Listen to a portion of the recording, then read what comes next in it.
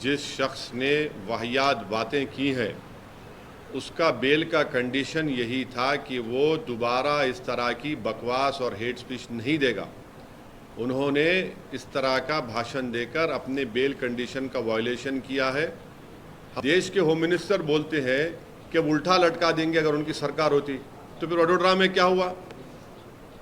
उल्टा लटका देंगे तो कर्नाटका में इदरीस पाशा को जिसने मारा उसको उल्टा लटकाएंगे होम मिनिस्टर साहब। कर्नाटका में आपकी सरकार है ना, आपका मुख्यमंत्री है।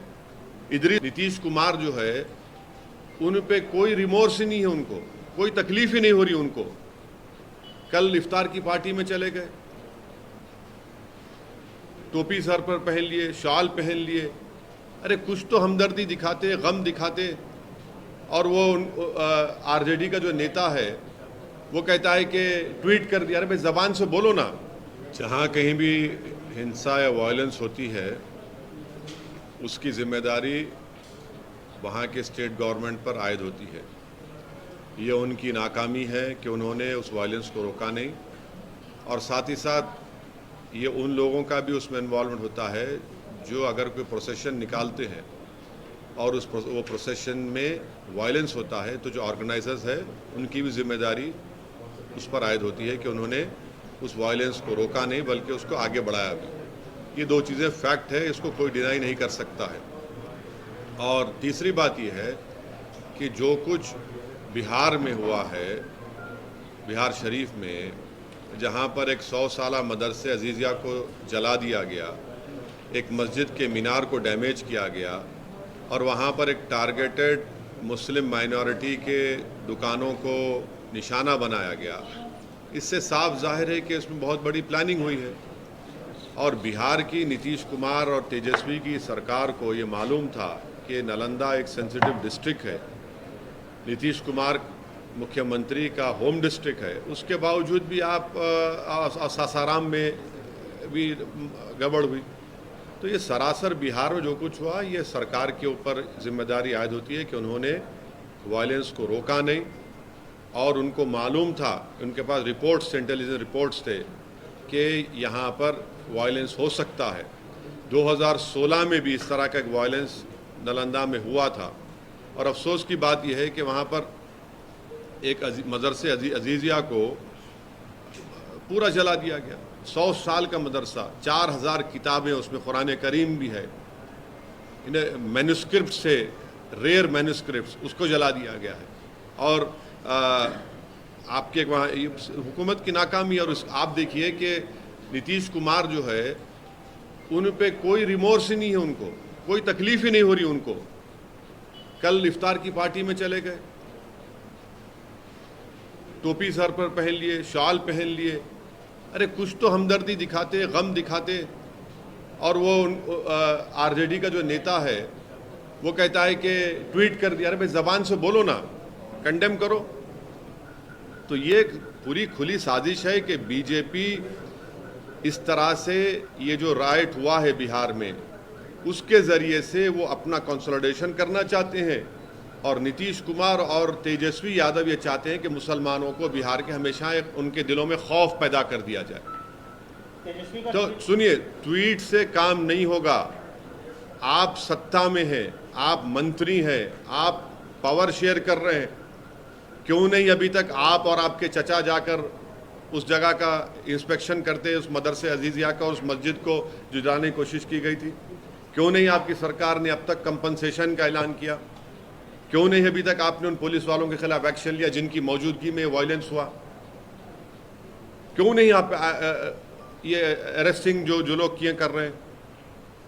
ये तो इनकी नाकामी है, बिल्कुल सरासर इनकी नाकामी है, और हम कंडेम करते हैं। और देश के होम मिनिस्टर बोलते हैं कि उल्टा लटका देंगे अगर उनकी सरकार होती, तो फिर वडोदरा में क्या हुआ? उल्टा लटका देंगे तो कर्नाटका में इदरीस पाशा को जिसने मारा उसको उल्टा लटकाएंगे होम मिनिस्टर साहब। कर्नाटका में आपकी सरकार है ना, आपका मुख्यमंत्री है। इदरीस पाशा को रामनगर डिस्ट्रिक्ट से किडनैप करके 20 लाख रुपये रैंसम पूछा गया, 20 लाख रुपये, और नहीं देने की बुनियाद पर उसको आप मॉबलिज कर दिए, उसको उल्टा लटकाएंगे। जुनैद नसीर को हरियाणा में मार दिए ले जाकर, क्या होम मिनिस्टर अमित शाह उन जो मारने वालों को उल्टा लटकाएंगे? ये कौन सा ये बात करते हैं?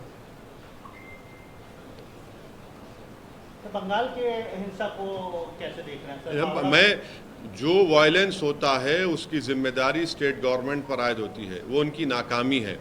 और जो प्रोसेशन निकालते हैं उन पर भी जिम्मेदारी आयद होती है कि उनका प्रोसेशन निकाला गया, उनकी भी जिम्मेदारी होती है कि वायलेंस को ना होने दें। ममता बनर्जी ने ये बोला है सर कि जहाँ से प्रोसेशन निकलता है वो मुस्लिम इलाके में नहीं जाए, और उन्होंने ये भी बात कही है कि सेंटर से लोग आए थे, 5 स्टार होटल में रुके थे और उन्होंने पूरी साजिश रची है। तो आप क्या सो रहे थे? होटल में रेड मारना था, आप उनको उठाना था होटल से उनको। और अगर जुलूस का परमिशन जो एक रूट दिया गया था, अगर रूट से अगर कोई डाइवर्ट कर रहा है तो आप उनको रोक देते वहां पर। हर प्रोसेशन का एक रूट मैप होता है ना, आप रूट मैप को फॉलो करिए। तेलंगाना में भी हेट स्पीच का मामला सामने आया सर, रामनवमी के दिन केस तो दर्ज हुआ है लेकिन कोई पुख्ता कार्रवाई नहीं। हम तेलंगाना सरकार से इस बात का डिमांड करते हैं कि जिस शख्स ने वाहियात बातें की हैं उसका बेल का कंडीशन यही था कि वो दोबारा इस तरह की बकवास और हेट स्पीच नहीं देगा। उन्होंने इस तरह का भाषण देकर अपने बेल कंडीशन का वायलेशन किया है। हम उम्मीद करते हैं कि हाई कोर्ट में उनका बेल कैंसलेशन के लिए कमिश्नर ऑफ पुलिस और यहाँ का एडमिनिस्ट्रेशन उस पर एक्शन लेगा। और उसी शख्स के खिलाफ महाराष्ट्र में भी एफआईआर हुआ है, तो वो बार बार अपने ही बेल के कंडीशंस को वायलेट कर रहे हैं और ये फिट केस है उनके खिलाफ लीगली आगे बढ़ने के लिए। और संगारेड्डी में जो पटनचेरू में जिस 3 बच्चों को मारा और पीटा गया मार्केट के मामलात में, कल मेरी डीएसपी संगारेड्डी से बात हुई है। उन्होंने मुझे यकीन दिलाया है कि वो अनलॉफुल कन्फाइनमेंट और असॉल्ट का केस बुक किए हैं। मैंने उनसे कहा है कि सर वो उसमें सेक्शन लगाइए 307 अटेम्प्ट टू मर्डर का, क्योंकि एक बच्चे का हाथ टूट गया, दूसरे बच्चे के दांत टूट गए हैं। तो खैर उनको नहीं पता था। आज हम हमारे पार्टी के लोग वहाँ गए हैं, उन बच्चों को भी लेकर गए, केस रजिस्टर हुआ है और उन्होंने मुझे यकीन दिलाया कि अनकरीब में उन तमाम जो एलिज्ड एक्यूज है उनको जल्द से जल्द गिरफ्तार किया जाएगा।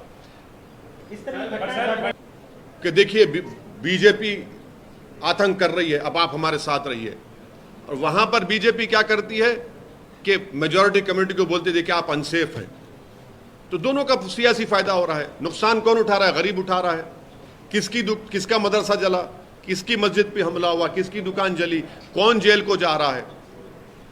यानी मुख्यमंत्री है और आप जबान से इसको कंडेम नहीं करते, ट्वीट करते हैं उनके अलायंस पार्टनर, इफ्तार की दावत कल खाते हैं, खजूर खाते हैं, कंपनसेशन अनाउंस नहीं करते, जाकर विजिट नहीं करते, वहां पर कुछ नहीं करते, क्योंकि मालूम ये कहां जाएगा बिहार का मुसलमान हमको छोड़कर। आप जाके मिलेंगे क्या? बिल्कुल। देखिए जिस दिन मैं सत्ता में आऊंगा उस सवाल करिए मेरे से आप। मैं सत्ता में नहीं हूं।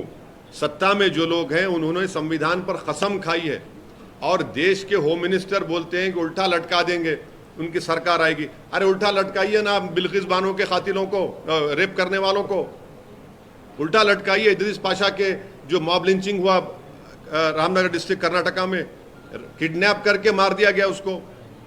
जुनैद नसीर के मारने वालों को उल्टा लटकाइए। अमित शाह साहब क्यों नहीं लटकाते आप एक तरफा क्यों बात करते हैं? आप तो भारत के होम मिनिस्टर है ना। जब आप उल्टा लटकाने की बात कर रहे हैं तो ठीक है, संविधान में उल्टा लटक जाएगा, जब सबको लटकाइए उल्टा आप।